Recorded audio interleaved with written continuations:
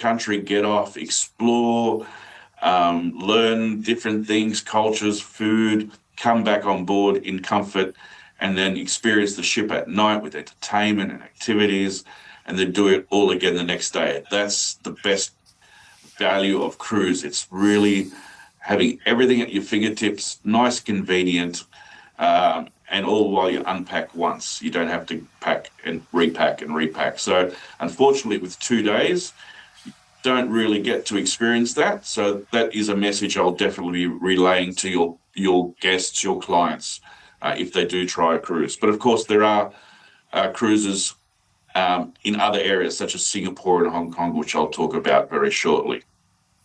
Now, we had, I think it was 700,000 Malays cruise last year, and they're predicting up to 1 million this year. So those numbers need to be revised, but I do not have the latest statistics. But again, don't worry too much about the numbers here. The main point I want to make is we have at the moment, you'll need to know all the different types of cruising in Alaska and the Caribbean and North America. These are quite small at the moment. If you can become familiar with cruising around the Asian area, this is going to be where your clients are cruising at this stage. Not to say you can't put them on different cruises, but these are just reality of where your local people are going at the moment. So to sum all that up, we have very healthy signs. You've got the highest passenger volume ever recorded cruising, and we have a strong future. So that means, yes, I should invest in this business. Did you know, and I'll show this stat, it's anywhere between 2 and 4% of travellers choose a cruise each year. So what that means is even though we're so strong and it looks so good, we have only just touched the market. Others are still flying in for family holidays or resorts or coach tours or all the other different types of holiday options, and not everyone's had an opportunity to try a cruise each year. And I can just tell you and sum up, I can do 20 slides on this, but just quickly, out of all the infrastructure that is occurring around cruise ports and tourism around cruise, the biggest development in the world is around Asia. Of course, it's being led by China, but that strengthens the whole area in more things to do, easier ports to navigate, right through India into the Middle East. So most of them, all the excitement is really for this area. And we also do studies each year, or surveys, I should say, and we send these surveys to majority of countries, and collectively they've come back, and those who have cruised before, 89% say they are likely to cruise again. So this is a very high satisfaction rate. If you put the right person on the right ship, and we'll talk about that a little later, you are going to have a happy client with good experiences, and you're the reason why they had that. So again, it's putting confidence in cruise. And a statistic that is very encouraging for us is 73% who have never cruised say they would consider a cruise. And we've been doing this survey for quite a few years, and that's the highest it's ever been.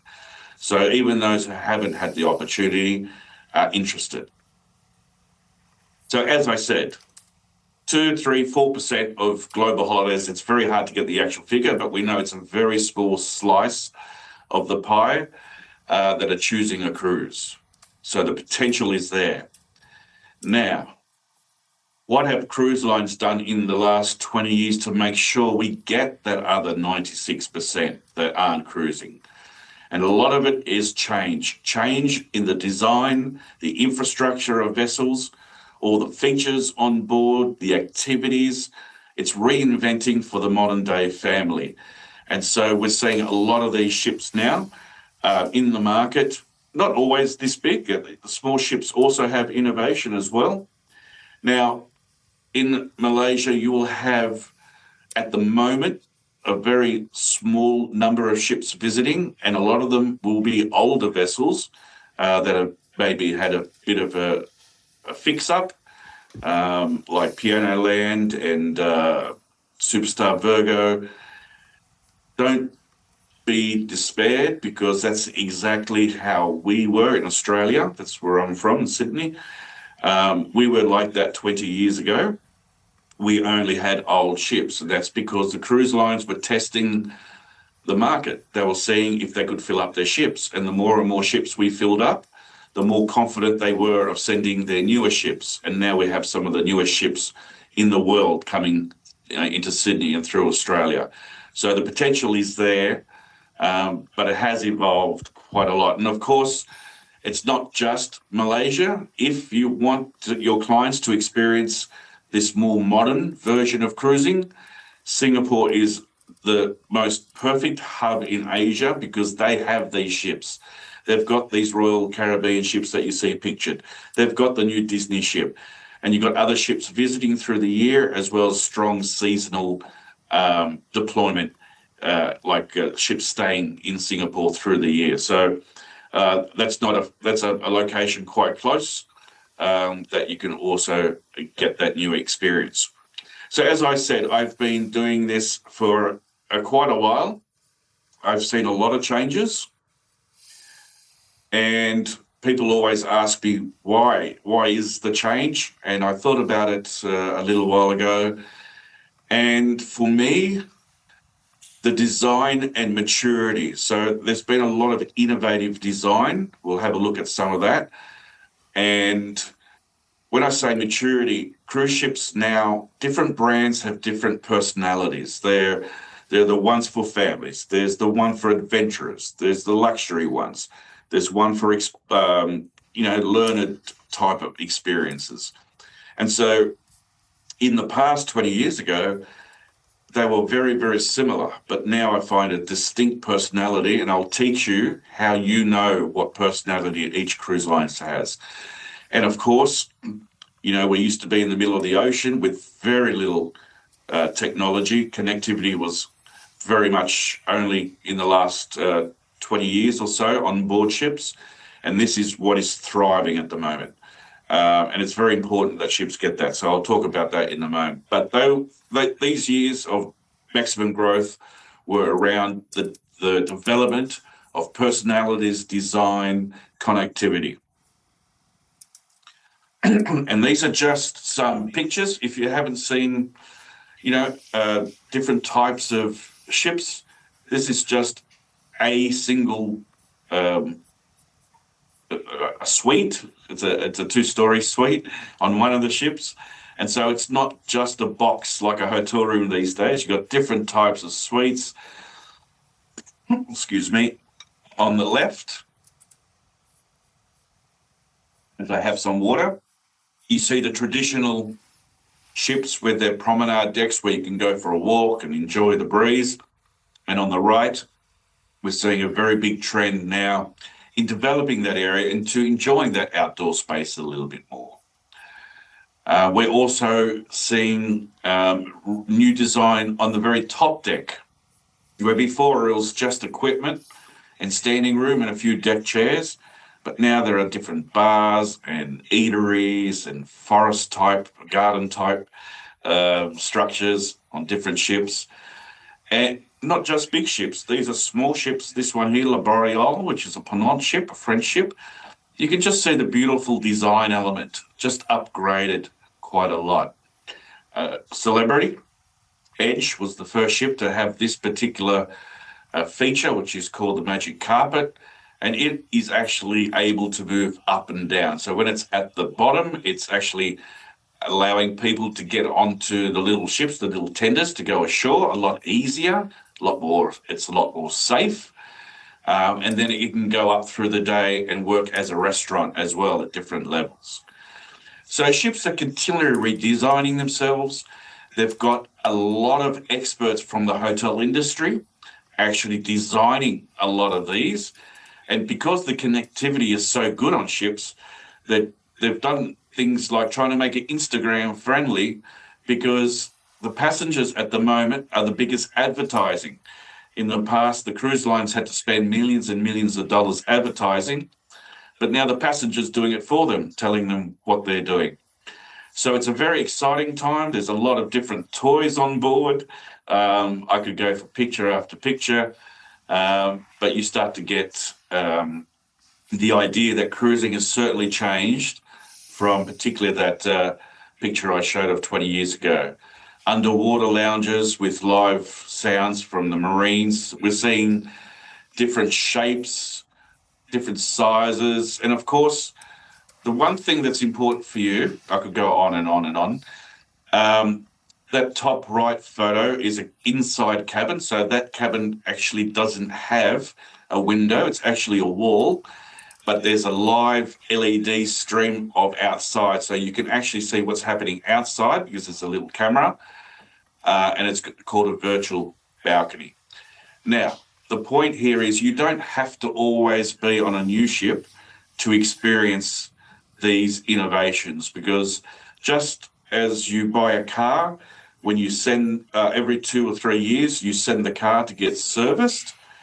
The ships do the same thing. They go back to where they were built, or a very similar partnership, and they will get serviced. And a lot of these innovations, so this particular window here, virtual cabin, virtual balcony, even though that was created for a new ship, by the time that new ship was built, that innovation was already on the existing ships of Royal Caribbean every time it went into service. So you don't always have to be on a new ship. And this is just a great little commercial showcasing cruise can be young, it can be vibrant, there's something for everyone. It's just a real amazing evolution.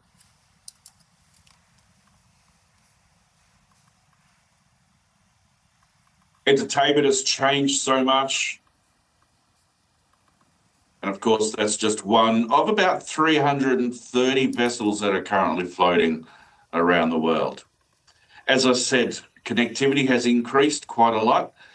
On the left, we used to just have one satellite, and if we weren't in the footprint, we couldn't get connection, and connection was slow. But pretty much everybody these days is carrying the Starlink, which is low orbit satellite, so it's closer and more of it and much better. In fact, sometimes you get connectivity better than you do at home. We're seeing this technology now evolve, obviously, through the phones. We're getting robotics on board, of course, AI, virtual reality. We're also getting what we call wearables. So you can actually wear devices, and it can unlock your door, it can pay for your drinks. If I'm a staff member, one of the crew, I can see a particular person coming to me, and I might ask them if they would enjoy another glass of white wine, because I can see that they've got white wine purchases from the day before. And all of a sudden, this little piece of personalization is important, because the guest feels like people know who they are. But this innovation is really for the larger ships that have more people. So you don't want to lose that connection, because that's where cruising, one of the reasons cruising was so popular is because people felt connected with the crew, and they just felt a real high level of personal service. And so these, as you can see on the screen, she can see the two guests on her pad there and can find out details, tell them where to go, how to reserve things. It just makes it a little bit nicer. And of course, we've got AI. AI has come into the industry, I'd say about 6 years ago. This was one of them, called Zoe on MSC. And now they have very specific answers of what is happening today. How do I get to the casino? What do you recommend tomorrow? Whatever you may ask, it will have all those answers. So here's an example of one of the cruise lines that have the wearables. And particularly for the older people. If you don't want to use it, you don't have to. But I was just on a cruise recently, and I was sitting on the deck enjoying the sun, and I didn't want to get changed and go down to get my lunch, so I just ordered it on my phone, and it came to me at no extra charge. So there is a lot of benefits of this type of technology, even in safety. If there's an emergency, we know exactly where your child is, your children, or it's just easier to locate people and so forth. So um, it's a great innovation. All right, let's talk a little bit about the different categories of cruise. Now, of course, in hotels, you are very familiar with 3-star hotels, 4-star hotels, 5-star hotels. Cruising used to have a star rating, but about 10, 15 years ago, it really tried to get rid of it because it is not a hotel. There is so much more to the experience. They try to differentiate, stay away from comparisons to the hotel. So when we're talking about cruise lines, different brands, that equivalent to what you would pay for a 4-star hotel, that is generally called a contemporary cruise line. Okay, so your Royal Caribbeans, your Carnivals. Then you've got your Premium, which would be traditionally a 5-star cruise line, like your Celebrity and your Princess, just a slightly higher value. And then you've got your Luxury, and some call it the Ultra Luxury, but these are what we used to call all our 6-star vessels, or 5 to 6. And these are obviously smaller vessels that have a lot of personal service and a lot of things included already into the price. So again, you're not going to remember everything from today, but just know that different cruise lines, either contemporary, premium, or luxury. So the two that you're probably familiar with the Star Cruises and Piano Land, they would be in the contemporary class. The other thing about the ships is the larger ships, we call them mega ships or resorts. Again, there's no formal name. But the thing to remember, the experience of your client. So the bigger the vessel, the more the experience is designed around the vessel, because there are so much things to do on board. There might be 23 restaurants, 30 bars, and so forth. And of course, the smaller you go, the more those vessels concentrate on the destination experience, immersing themselves in the different cultures, in the different sceneries, in the histories. And so much of that experience will be shoreside. And of course, you'll still have experiences on board, but you may not have a casino and so forth. So ship size does matter. So knowing what your client wants to experience will help you determine what type of vessel to move towards. And of course, you've got river cruising, which is very popular. It obviously thrives in Europe, and that continues to be so. But of course, we've got a lot of the Asian waterways, your traditional Yangtze and Mekong cruises, but now into India, the Brahmaputra. There's just so many river cruise options. North America, obviously in Africa, the Nile, Chobe. We're just seeing river cruise really improve in numbers as well. It's a slower journey, less things on board, more about the destinations, but wow, it's relaxing. And again, you can do as much or as little as you want. That is the beauty of cruising. You have choice. You can be very active, and the next day you can have a nice rest, read a book, or whatever it may be. The biggest growing sector of all cruising is expedition. That's because all the expedition ships at the moment are fairly new. There's been a lot of change in maritime regulation, particularly around the polar areas and all over the world, in fact, with the fuels that they have to use and so forth. So the old ships are very hard or very expensive to convert into this new technology. So we're seeing a massive increase in expedition. Of course, ocean remains strong. And for this probably last couple of years, we're seeing luxury hotels start designing what we call super yachts or luxury yachts. They accommodate about 130 to 200 people, and this is becoming very popular. Now, which products do you sell?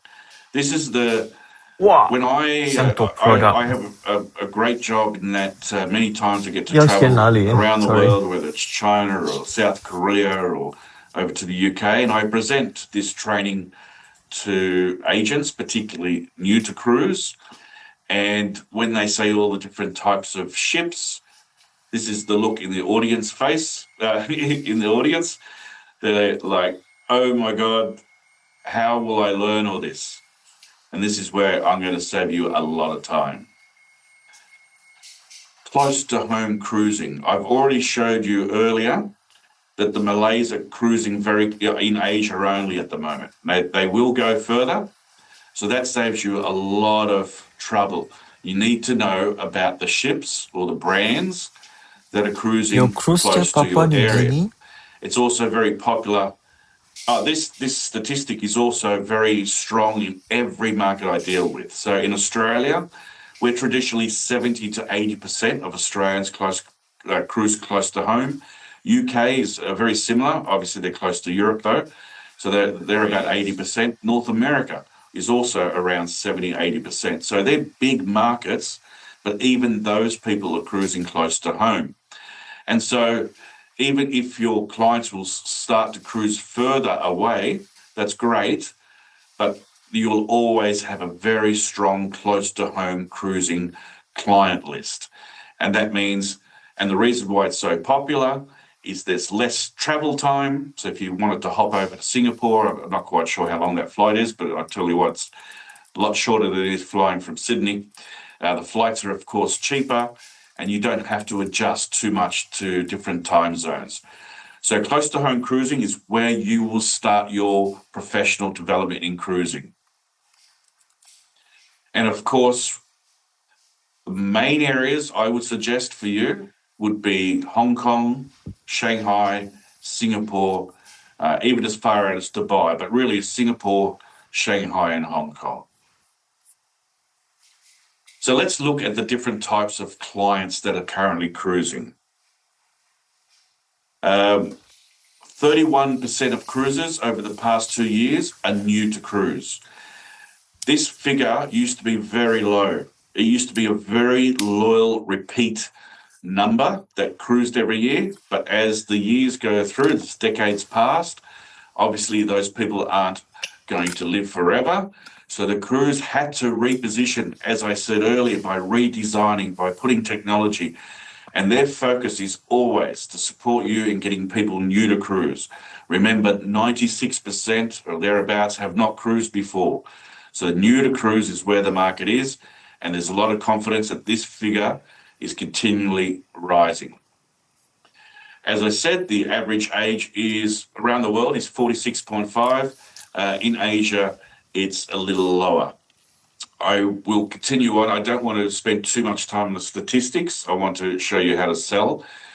But the other big trend we're having at the moment is multi-generation.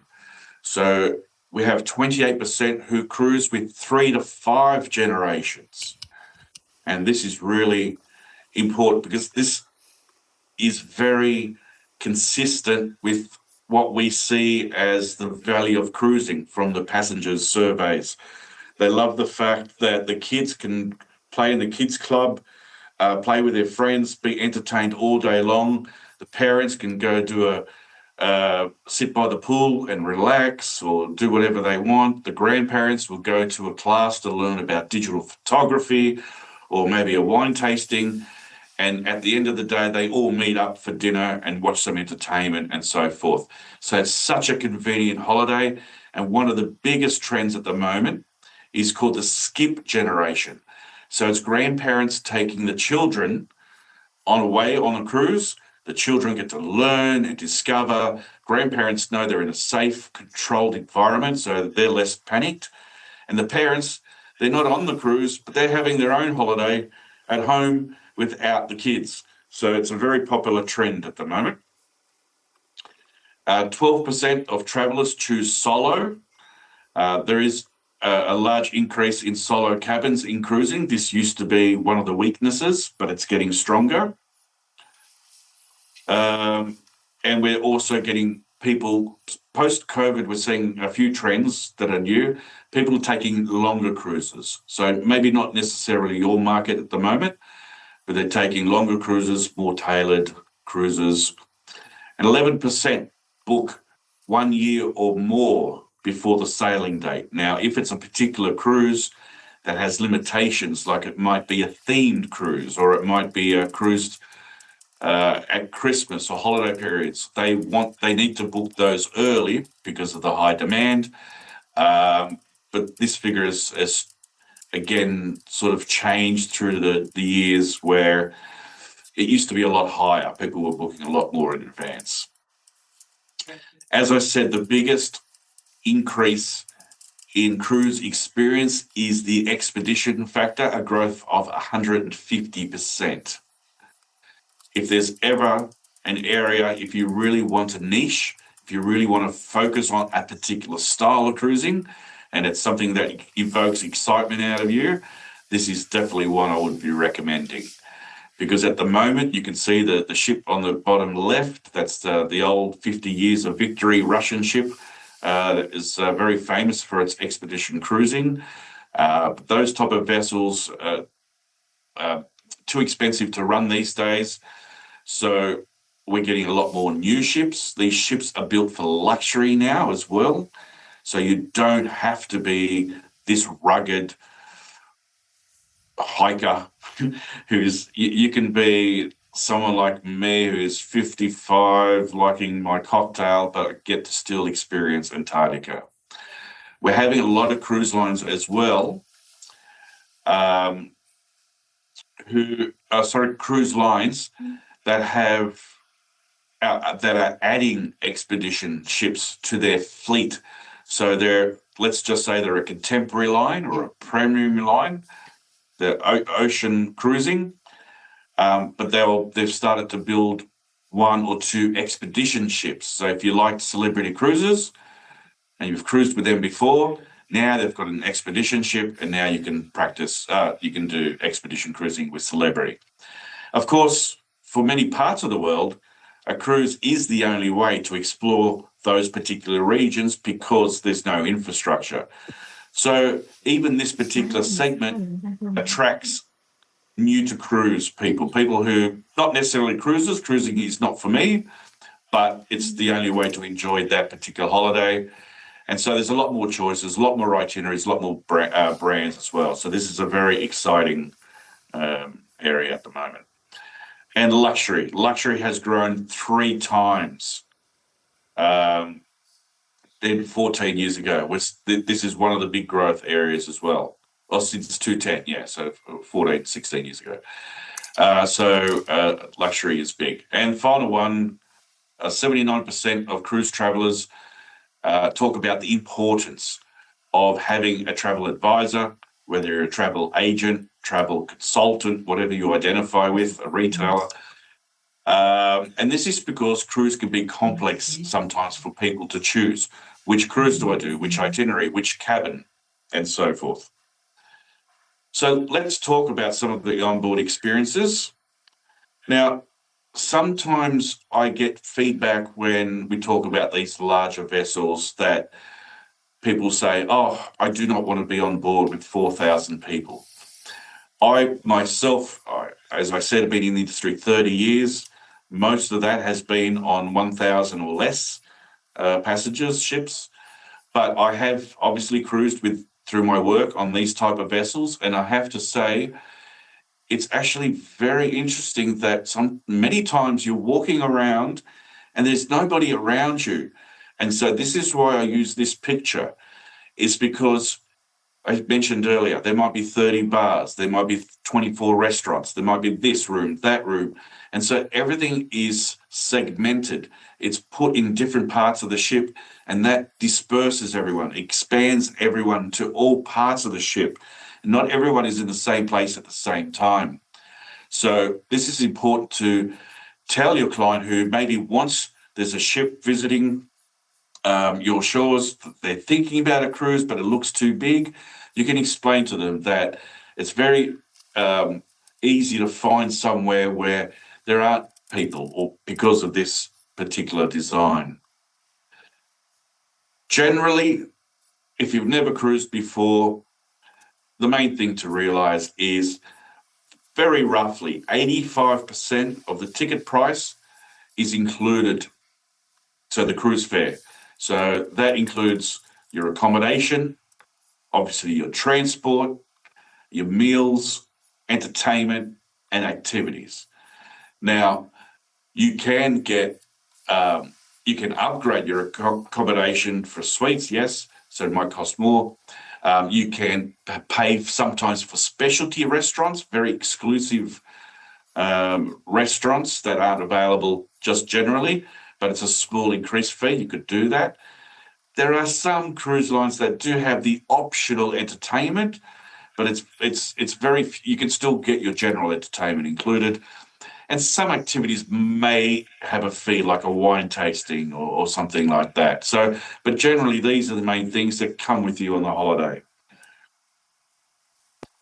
So as you can see, I'm just going to flick through these because I'm very conscious of time and I'd really want to have a chat. But I've put these together just to, for those who are not familiar with the modern day cruise, the different types of atmospheres you have on board. So this is one I took on the launch of MSC Meraviglia. You can see the LSD slideshow happening in the atriums. You've got shopping in the atriums.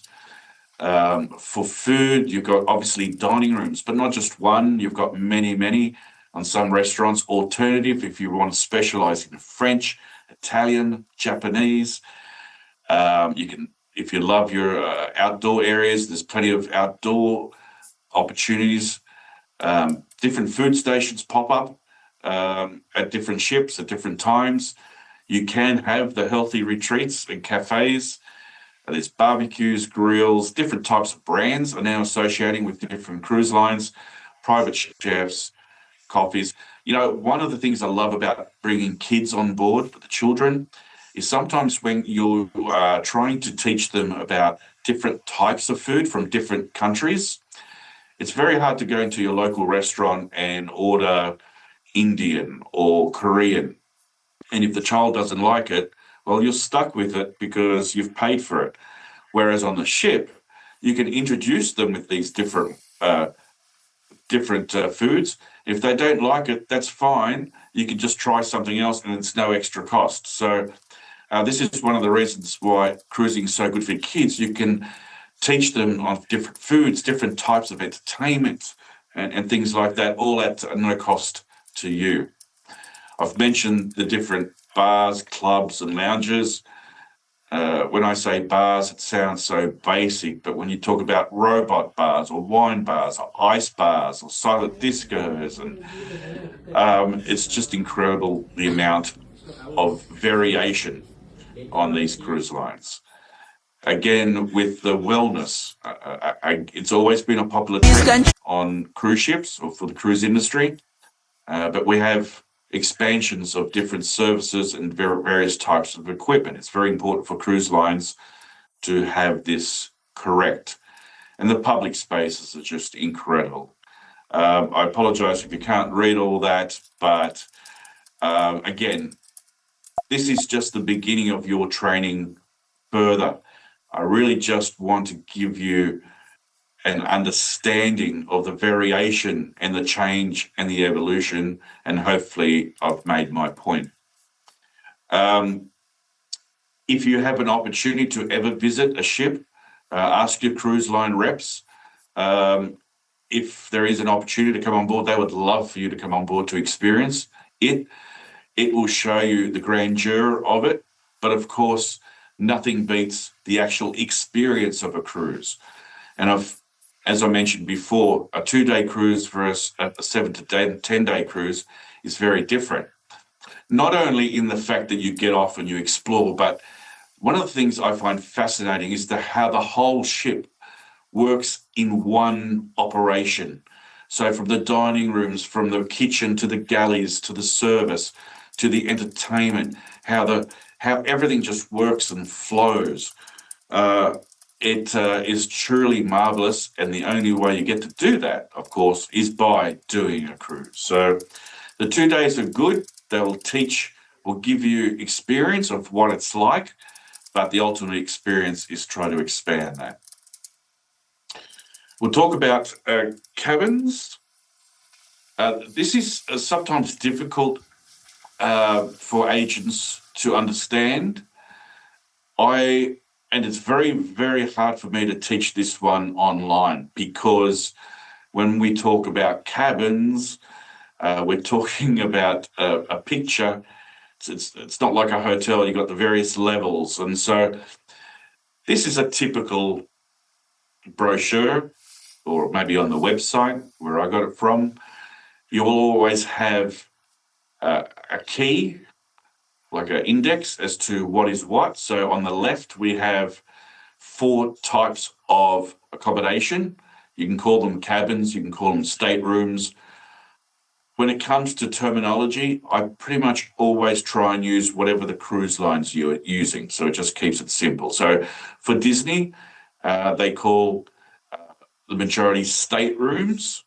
So on the bottom ones, the first 3 categories from the bottom on the left, these are inside rooms, so they have no windows. And people will choose these if they don't spend much time in their room, they're out on the ship all the time. And of course, it's the lead-in category and cheap. Then you have your ocean views. Then you have your verandas or balconies. We call them balconies in Australia. And then Disney call them concierge, but generally on ships, they call them suites. And look, these can be, I'm going to try and, I've listed probably 15 things that I would love you to remember with this, but again, I really apologize that it's very hard to show on a screen. But the first thing to understand is location matters more than those 4 categories. So 2 balcony cabins can have very different experiences depending on what's above the balcony, below it, in front of it, or back. In fact, my favorite balcony is on the back of the ship. It's called aft, that area. Why? Because there's no wind. So if you have a balcony on the side, it can get very windy, but on the back, you can just sit there, have a glass of wine, and watch as you wake through the ocean. Cabin choice directly affects motion and seasickness. So 2 things about this. 1, I've been in the industry, as I said, 30 years. Did you know I get seasick? I go on a ferry, I get seasick. But I spent 30 years in this industry. Why? I take a pill every morning that I'm at sea and I'm fine. If I forget the pill, not so good. So you can do it. The other thing, if you have a client that is worried about seasickness, I always tell them to choose an itinerary that has a lot of ports in there. So most of the day you're in port and you're only sailing at nighttime close to shore.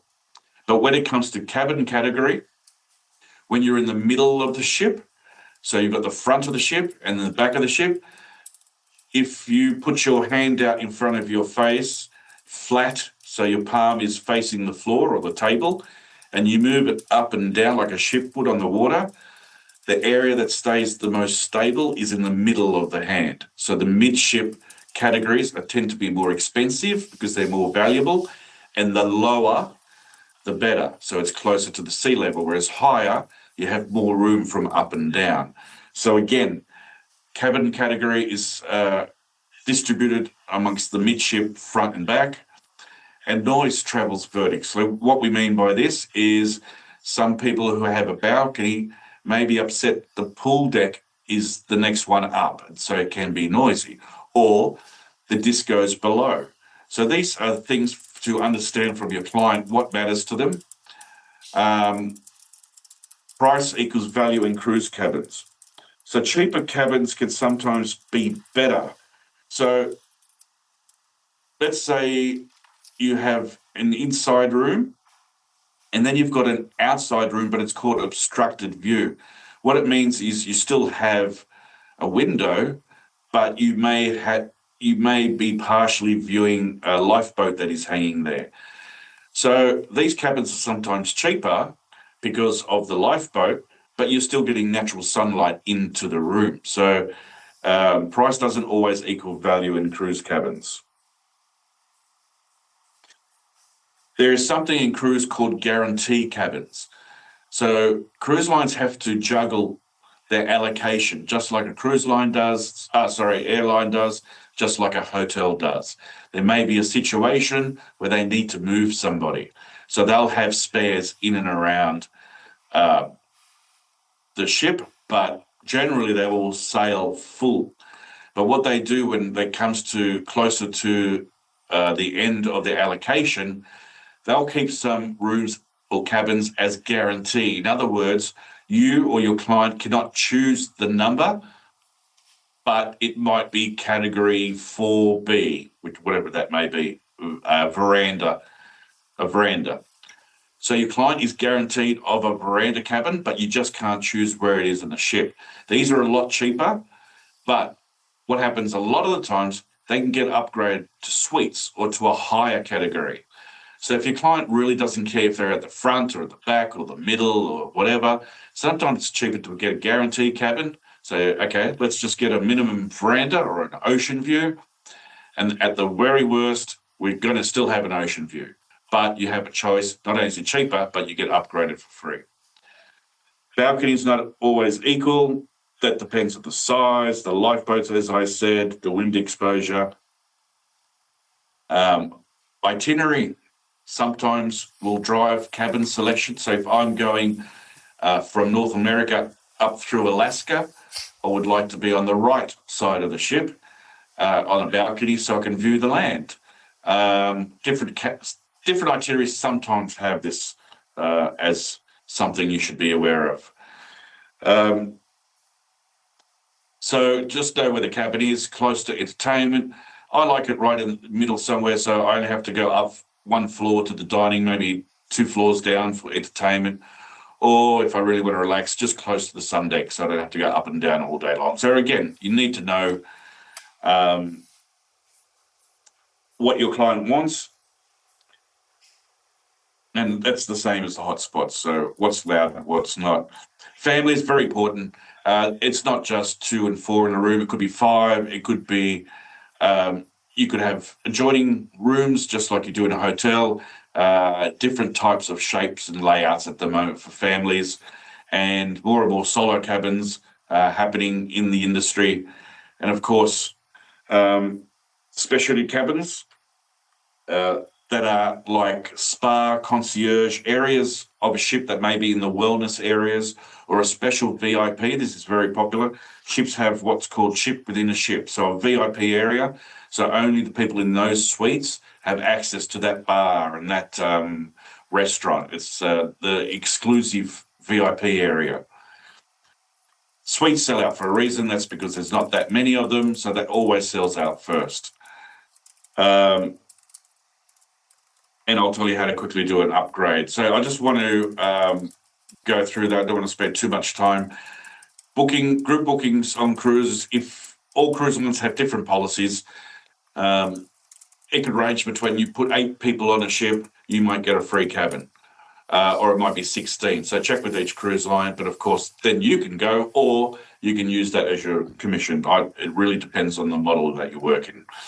All right, let's get through the tips. First of things, the things we learned from research from the Asian markets is they do have a tendency for the luxurious experiences.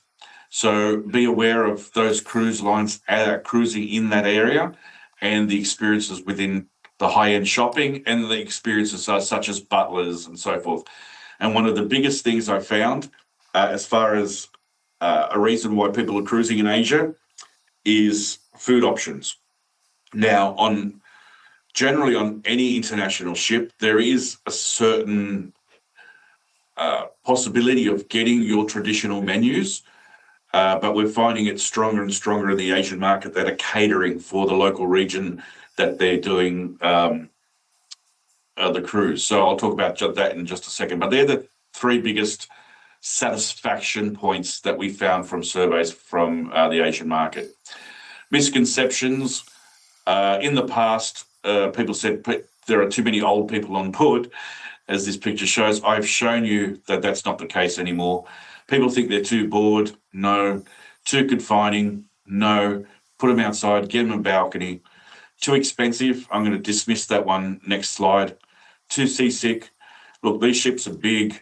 Take a pill or do a port intensive or put them in a cabin low, and unsafe. It is one of the safest areas of any forms of travel. Incidences are very few and far between, with 40 million people cruising every year. It does get media attention if there is anything, but we're just like hotels or anything else where we just tend to get the news, but they don't. When you actually compare the numbers of what's happening, it's extremely low, but that's for a whole different session.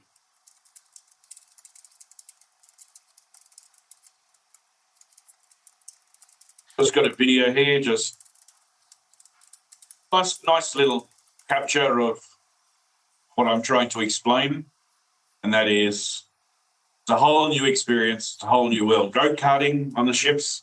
Yes, there's on about 3 ships now. Infinity pools. And it's a beautiful Evolution spas. These are some suites. Spacious accommodation, depending on who's going. Different types of restaurants. And as I said, the diversity of food. And you can see glimpses of romance, glimpses of family, or solidarity, solitude. An old one now. All right. The number one skill from every agent I've seen all around the world. Number one, the most important skill is putting the right person on the right ship. As I said, ships have personalities. You do not put a Lindsay Lohan on a very luxurious ship where there's no gatherings, solitude. Sorry, I'm just having some water. So each cruise line has personalities. Let me teach you a little bit about that.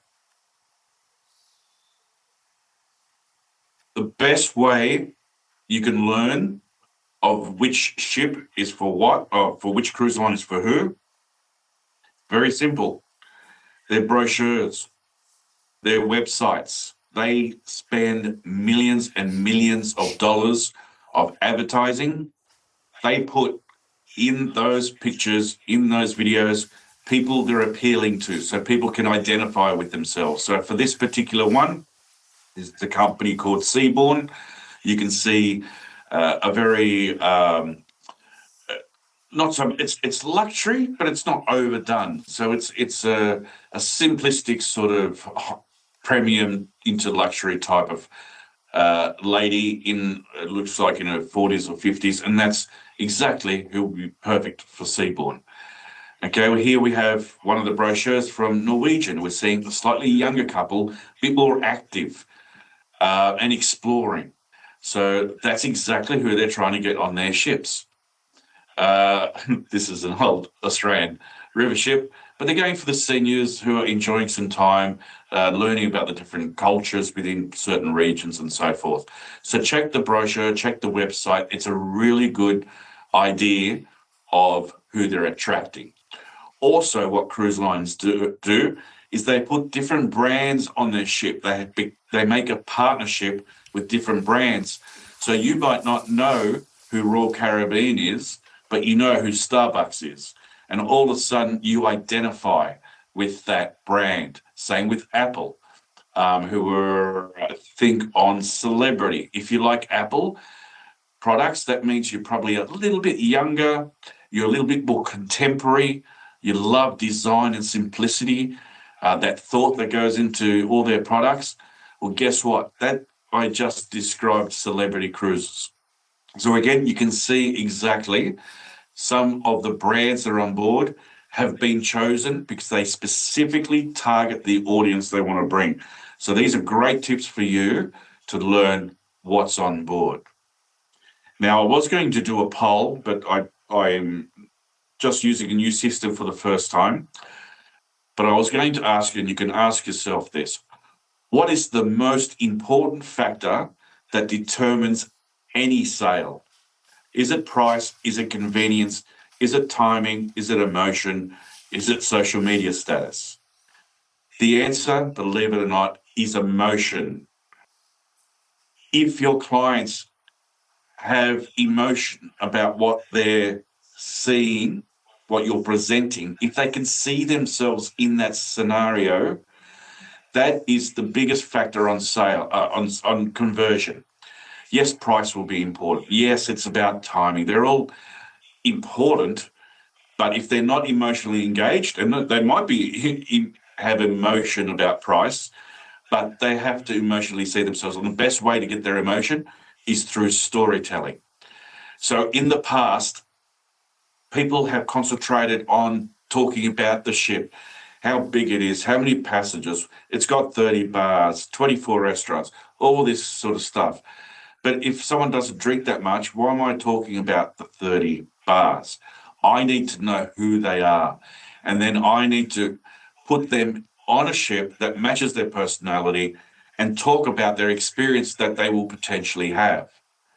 And so this is a very important thing that I find particular weakness within the Asian markets is that sometimes because it's a new industry, we're afraid to lose the customer if we don't just grab the quote and quote them. The best sellers of cruise I've seen around the world are ones who are talking to their clients, engaged, and understanding who they are. A doctor cannot give prescription before diagnosis. How can you recommend a cruise if you don't even know what they want? So it's a very easy question. Do they want to celebrate? Is it different types of celebration? And might be a 50th anniversary, which is romantic, maybe something smaller and intimate. Or it could be a 50th birthday party, which is something more celebration, more people, more different rooms. Same with exploring or family or luxury. So these are important questions you should ask your client. Why would you like to go on a cruise? What is it you're trying to achieve? And so what are your needs? So know your client. That is really one of the top rules.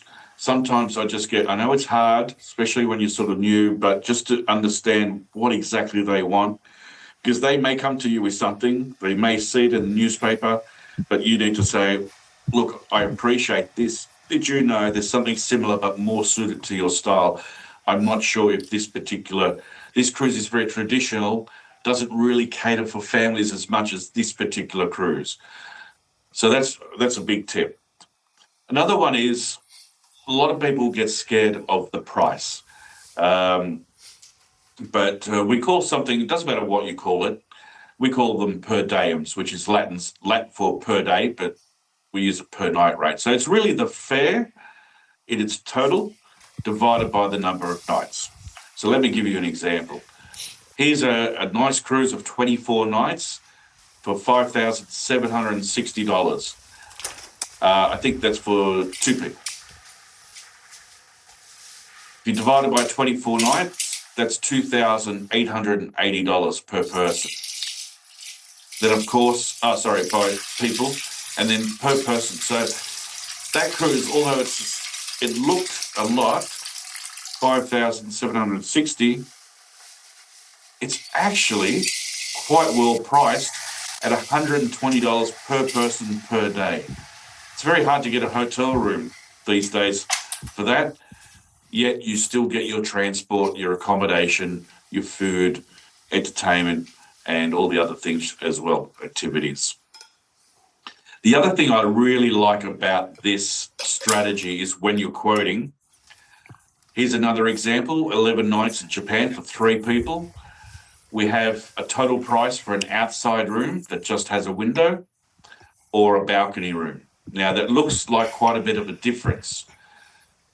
But when I break it up per person and then per day, The balcony is only $15 per person per day more expensive, or more, just to have, going from a window to a balcony and sitting outside and beautiful. So you can see the value in the cruise. It also allows you to upsell. This is really important. So, Mr. Lou, for $15 per person per day, we can actually upgrade you to a balcony. And the other thing I like is you can compare cruises. So you might have a 3-day cruise and a 7-day cruise. Now, of course, the 3-day cruise will be cheaper because it's only for 3 days, but the per day rate for the 7-night cruise might be even cheaper than the 3-day cruise. So you can say, yes, you're going to pay a little bit more, but it's actually better value, this 7-day cruise, than the 3. So this is a really good skill as well. Port knowledge. Again, same look on the face when I talk about all the ports around the world. There are literally thousands of ports, and that's the look I get from people. I do not want to know about all the Asian ports. I cannot learn all this. The good news is you don't have to. I said close to home, and I told you about Shanghai, Hong Kong, Singapore. The reason why I want you to concentrate on those 3 ports, not necessarily every single other port, especially if you're starting. As an agent, this is where you make your money. Your client is starting or ending their cruise in those 3 ports. Those other ports are not disembarking very often. Port Klang, you might, but generally these are where you're selling to. This is where you maybe fly them to or put rail to. This is where you put them in a hotel before the cruise or after the cruise. This is where you buy their transport or transfers. This is where you book their day tours or the multiple day tours. All the money you make from your client is really around the turnaround ports. So the more you can learn those 3 ports, you're in a very good position. Now, when I'm looking at your particular area, we're seeing a lot of port development infrastructure. There is a terminal development accelerating mainly around East Malaysia, with Kota Kinabalu recently talking about creating a new international cruise terminal as part of their major waterfront redevelopment. So that's very exciting. The other ones are sort of talking about it, but they're still at that watch and learn. But Port Klang, obviously, the main one is looking very strong at the moment. It's just hosted 12 voyages with Pioneer Land. They specifically did some halal cruising certification there for the local market. And so this is great. This is introducing cruise to your region. This is where you should be concentrating in telling your clients. Penang itself actually had 700,000 passengers last year, and it's already projected for 1 million this year just by the new itinerary. So it's gone from 120 visits last year to 170 this year. So these are exciting. So your area is one of those that are getting these upgrades. We're seeing market growth. We're seeing particular things. You will be very aware of Chef Juan. I know that's his celebrity name. I'm not sure what you could pronounce his real name. But even right now, as we speak, from 19th of December to the 2nd of February, he's been working at the departures on Star Cruises out of Port Klang. In fact, he's actually on a cruise on the 30th of January, meet and greet, demonstration, talking about his halal selections as well. So these are created so that your local can have some sort of comfort and ease trying out this new product. So it's important to know a little bit about your own ports. Of course, Marina Bay Cruise Centre is the beautiful area out of Singapore, as well as they've upgraded their World Trade Centre, I think they've still called it. So these are, you need to know where your clients, how far is the airport to the port, what's in that terminal. Can they go to the ATM? Can they get cash? So that's all. You don't have to learn all the different ports around the world. And in Singapore, they'll probably do some separate training with you, but I went through their website the other day. They've just really, I haven't seen this before, but I've just taken one screenshot, but I played around arriving. Where's the custom halls? Where do we park? Where do I put my luggage? Because these are the questions your client will ask you. And so they have a great education piece, both for agents and passengers. What I tend to do with Asian, I cheat. Okay, so what do, I create a reference sheet. On the left, I'll do the main ports that I may be interested in, like having something. Then I'll do some research. How far is the distance to the airport? What transfer company would I use? What's a 4-star hotel? What's a 5-star hotel? So that I can cater for my contemporary, premium, and ultra luxury customers. What is a day pass I can have in Shanghai? What is the day pass I can have in Singapore? What about the MTA cards or NTR cards?